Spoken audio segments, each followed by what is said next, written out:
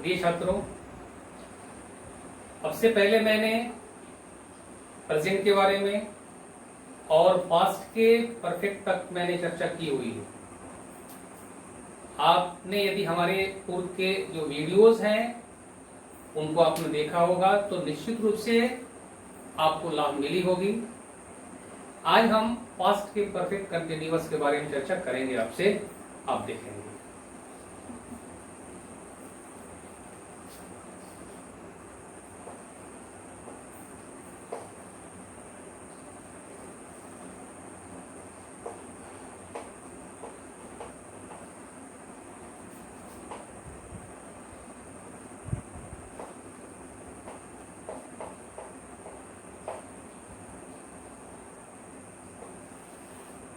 Past का perfect continuous आज हम चर्चा इसी पर करेंगे। आपको मैंने ये बता दी है कि if the verb is in its continuous tense तो it means you will have to use present participle form of the verb. वो चाहे जो भी कंटिन्यूअस क्यों नहीं हो, whether it is present continuous और present perfect continuous, it is past continuous, past perfect continuous, in every condition you will have to use present participle form of the verb। ये आप ध्यान रखेंगे। जैसे ही कंटिन्यूअस शब्द की चर्चा होगी तो आपको वर्ब के उसके प्रेजेंट पार्टिसिपल फॉर्म को यूज करना है। अब continuous means you will have to use present participle form of the verb, ये आप ध्यान रखेंगे। दूसरी, ये आपका परफेक्ट टेंस है। While mentioning to perfect tense, you will have to use perfect auxiliaries। मैंने आपको परफेक्ट ऑक्सिलरीज के बारे में भी चर्चा पहले कर दी हुई है। यदि आपको कहीं कोई डाउट है तो आप निश्चित रूप से कमेंट बॉक्स में जाएं और अपने कमेंट को लिखें। I will try my best to solve your problem, ये आप ध्यान रखें। Perfect means you will have to use perfect auxiliary head. अब आपको ये परफेक्ट ऑक्सिलरी हेड का प्रयोग करना होगा क्योंकि ये पास्ट का परफेक्ट है। क्योंकि पास्ट का परफेक्ट है तो आपको ये जानकारी होनी चाहिए ये हैव का पास्ट फॉर्म जो है ये हैड, और ये हैड जो है ये तीसरा फॉर्म ये होता है। ये हैव 1, ये 2 और ये 3। ये पास्ट जो आप यूज करेंगे पास्ट में तो हैव का पास्ट जो है वो हैड हो जाएगा, ये ध्यान रखेंगे। तो आपको यहाँ पे परफेक्ट ऑक्सिलरी हैड का यूज करना होगा जब ये पास्ट का परफेक्ट कंटिन्यूअस है तब। लेकिन आपको ये जानकारी होना चाहिए कि मैंने पहले बताई है कि when you are going to use perfect tense तो in perfect tense perfect auxiliaries are a must. उसमें आपको परफेक्ट ऑक्सिलरीज का प्रयोग करना है और परफेक्ट ऑक्सिलरीज के साथ आपको वर्ब को उसके तीसरे फॉर्म में रैप करना है, ये ध्यान रखेंगे। यानी you will have to use past participle form of the verb with the perfect auxiliaries while you are going to use present participle form of the verb with the perfect auxiliaries. तो in that case you will have to use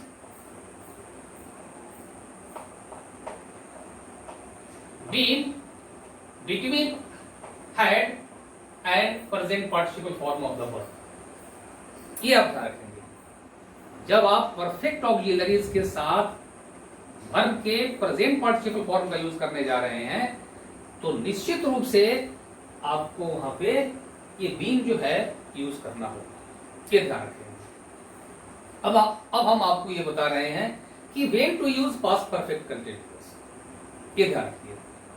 ये ध्यान रखें, when an action started in the past and remained continued for some time in the same tense, we use past perfect continuous।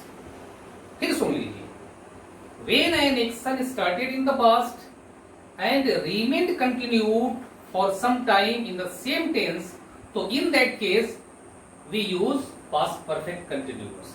फिर आप हिंदी में समझ लें कि जब भी कोई क्रिया पास्ट में शुरू हुई और पास्ट में ही कुछ समय तक चलने के बाद समाप्त हो गई तो उसके लिए आप पास्ट के परफेक्ट कंटिन्यूअस का प्रयोग करेंगे। मैंने आपको पूर्व में भी कह दिया है कि माई स्टडी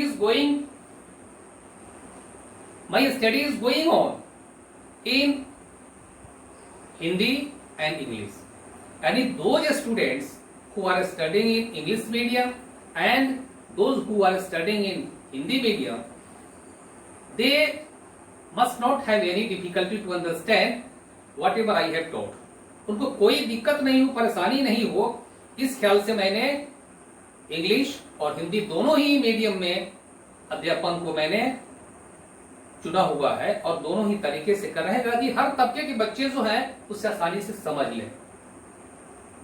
अब हम एग्जाम्पल दे रहे हैं, आप देखेंगे।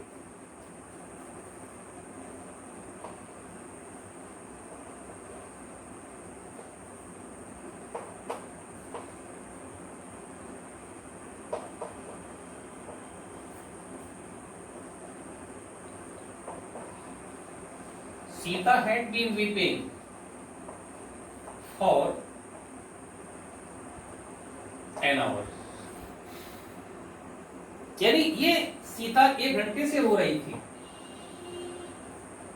Sita is not weeping till now, अभी जो है वो सीता नहीं रो रही है, मतलब कि सीता जो है उसके रोने का काम जो है वो पास्ट में शुरू हुआ और पास्ट में ही समाप्त हो गया, यानी वो पास्ट में ही 1 घंटा तक रोई, उसके बाद वो चुप हो गई।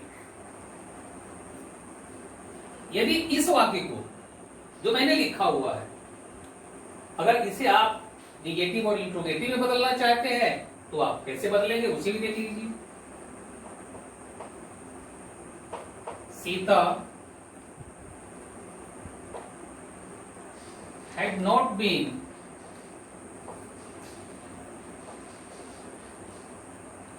weeping for an hour। देखिए,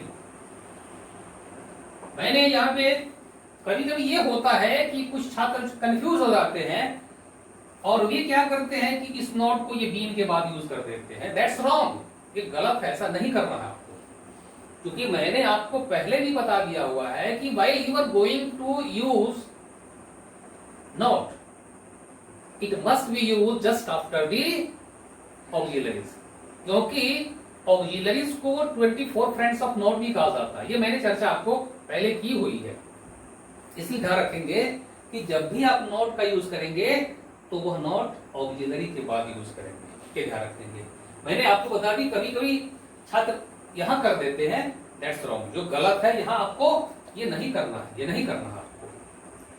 फिर इसे आप देखिए, इसे आप यदि इंट्रोगेटिव में बदलेंगे तो had Sita been weeping for an hour।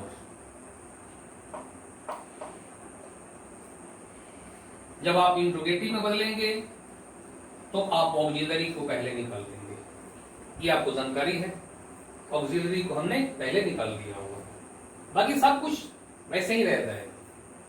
यदि आप इस जो सेंटेंस मैंने ये लिखा हुआ, यदि आप इसे किसी डब्ल्यू से आरंभ करना चाहते हैं तो भी देख लें।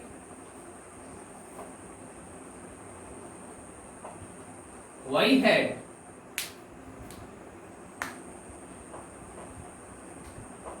सीता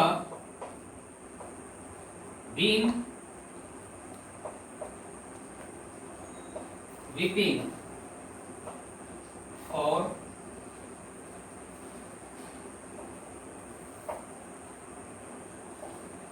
है ना, ये इंट्रोगेटिव मैंने आपको ये डब्ल्यू से आरंभ कर दिया हुआ है और आपको ये जानकारी होना चाहिए कि when an interrogative begins with WH question word it is often followed by auxiliaries, ये ऑक्सिलरी उसके बाद रखेगा ही। और कब ऑक्सिलरी का प्रयोग W के बाद नहीं करते हैं वो भी मैंने आपको बता दी हुई है।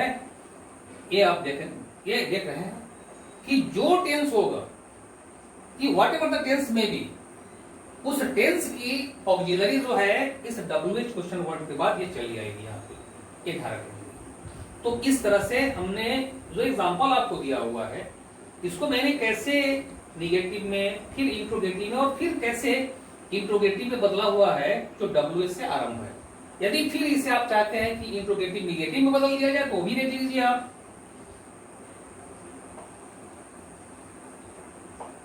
Y had Sita not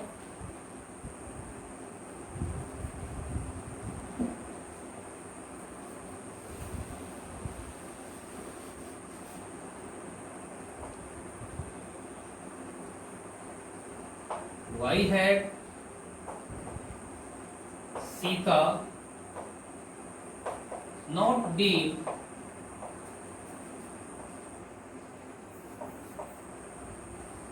weeping और है ना वो, ये देख लीजिए। अब ये जो मैंने एग्जांपल लिखा हुआ है, ये इंट्रोगेटिव निगेटिव लिखा हुआ है, ये ऑक्सिलरी आपका है और ये नॉट जो है यही रहेगी। कभी कभी कुछ छात्र क्या करते हैं कि इस नॉट को उठा करके हेड के साथ ये रख देते हैं, जो नहीं रखना चाहिए।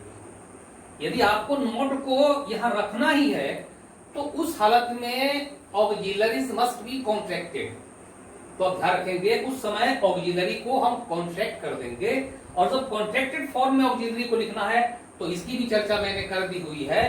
यानी अब आप ये देख रहे हैं कि मैंने यहाँ पे नोट को यहां नहीं लिख करके यहां लिखा हुआ है। कभी कभी कुछ छात्र जो है वो भ्रम की स्थिति में पड़ जाते हैं और वो क्या करते हैं, इस नोट को उठा करके यहाँ हेड के साथ लगा देते हैं, यहाँ लिख देते हैं। दैट्स रॉन्ग वे, ये गलत तरीका है, आपको ऐसा नहीं करना है।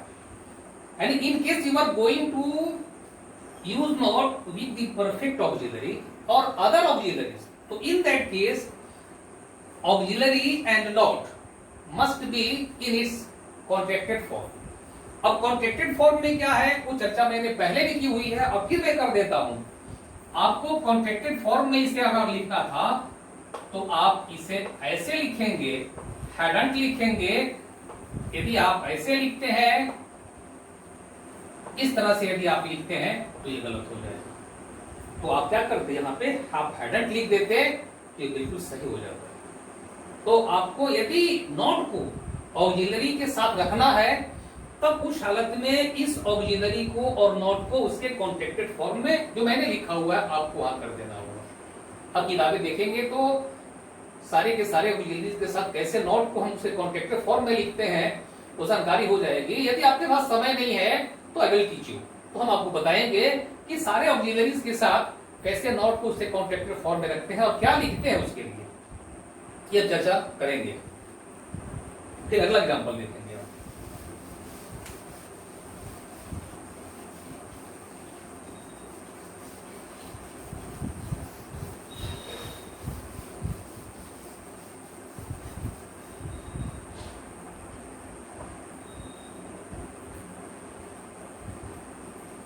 We had been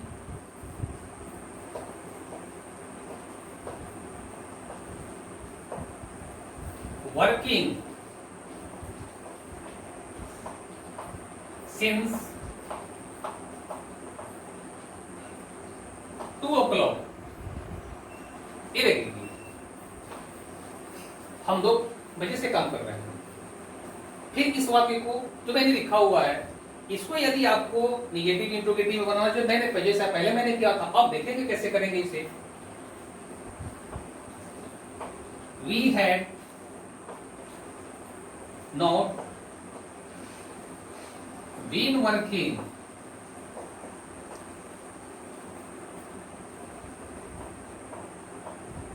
सिंस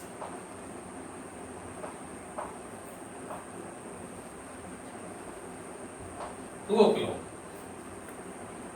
वैसे ही किया मैंने इसके पूर्व में, जैसे मैंने किया हुआ निगेटिव में बदल इंट्रोगेटिव बदलना है आपको।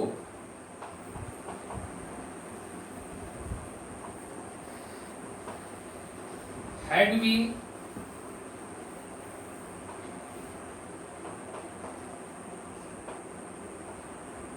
Been working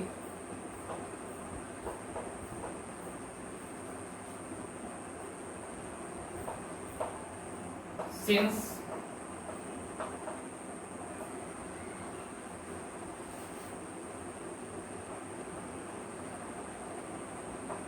2 o'clock। ये आपका ये इंट्रोगेटिव हो गया। फिर इसी को यदि आप किसी डब्ल्यू से आरंभ करना चाहते हैं,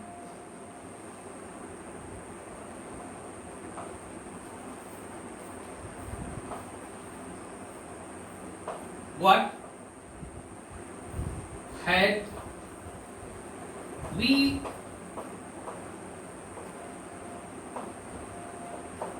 been working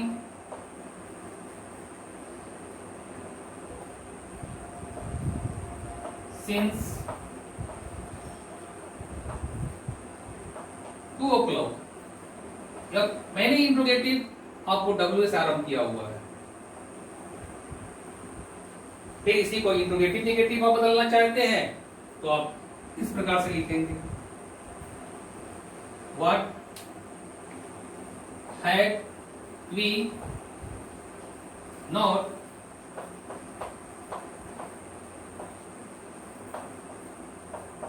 been working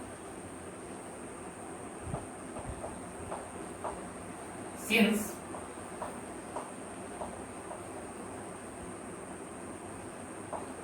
2 o'clock। ये देखिए